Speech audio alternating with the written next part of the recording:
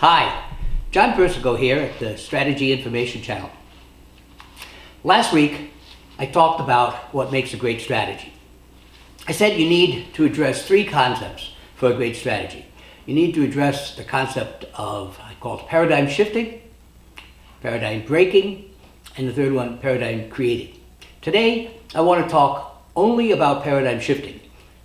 Paradigm shift is a major change in the worldview or the zeitgeist that surrounds us. Now, you can't really create a paradigm shift, but as Toffler noted in The Third Wave, there are those who are astute enough and they can capture and indeed ride the new paradigm shift. So what do you need to capture a paradigm shift? The essential process needed is what I call a strategic information system. Now, there's various types of strategic information systems. Some are simply models that have been used for business development. One of the famous ones is Porter's competitive advantage. 5 different factors that can determine the validity of a new business startup or even working from a competitive advantage to check yourself against your competition.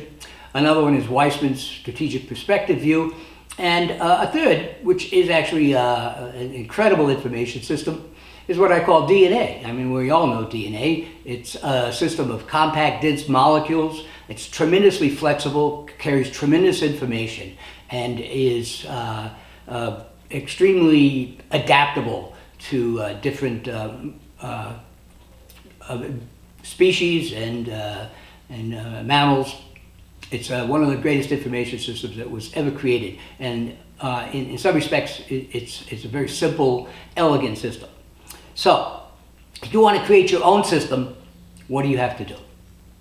Well, there's 3 parts to creating your own system of strategic information. The first is to create an effective information retrieval process. The second is to create an information dissemination process. And the third is to create an information sharing process. So, let's start with the information retrieval process. What does this do?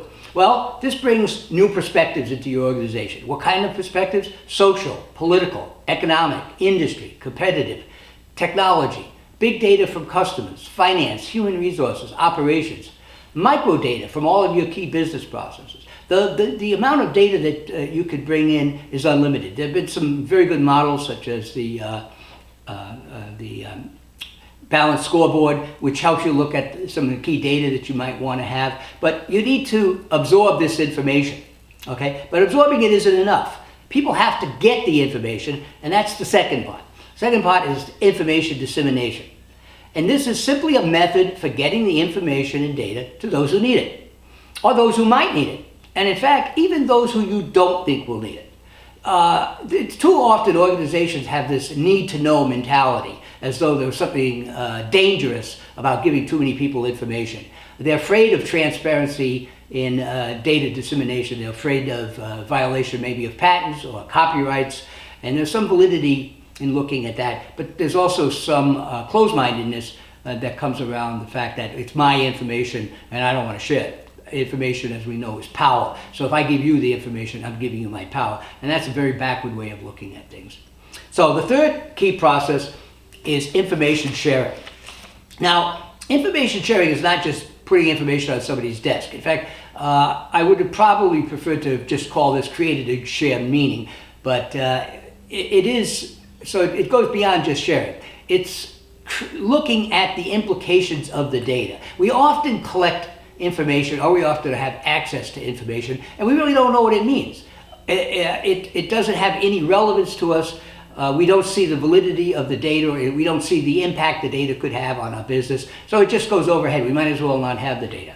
It's much like a parable. In the old days, there was parables. People talked in parables, Aesop's fables, or Uncle Remus stories. And if you know what was the end of every parable, what was the end of every fable, was always a punchline. Not really a punchline so much as there was an interpretation of the parable, because people could read the parable and then sit there with blank looks on their face. So what creates this shared meaning in an organization? Well, 3 things. Dialogue, meaning people discuss the data, open minds, people being willing to look at the data from different perspectives, and disagreement, which is a key to effectively analyzing data. You must be able to access different opinions and not just try to find people that are going to agree with you or have a simple one-dimensional look at what the data means. So those are the three major elements of an effective strategy for writing the ongoing shifts in paradigms. Keep in mind, no strategies are 100% effective. You cannot avoid the risk of missing what they call the next big thing. You're always going to miss something. So that's all for this week, folks. Thank you very much for tuning in. Next week, I want to talk about how we can facilitate breaking existing paradigms. How do we go about breaking the rules that keep us thinking in the box? So, for more information about the work I could do with you in terms of strategic development, strategic thinking, strategic leadership, please call me at 612-310-3803. Text me or email me at persico.john@gmail.com. Thank you very much, and I hope you all have a good week.